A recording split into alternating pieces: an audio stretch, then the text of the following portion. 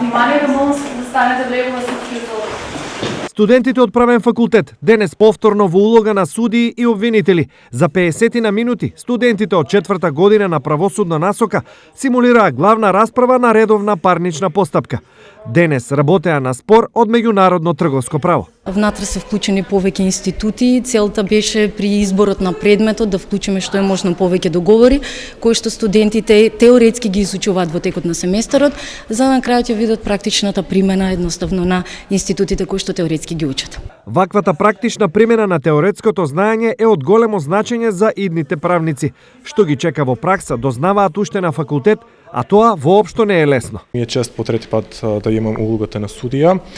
Улогата на судија е доста тежок процес во симулираното судење, со оглед на фактот дека судот ја утврдува фактичката состојба, ги утврдува доказите, кои докази ќе ги земе во предвид при донесување на пресудата. И потоа, согласно член 290 Законот за парична постапка, преминува кон изрекување на пресудата.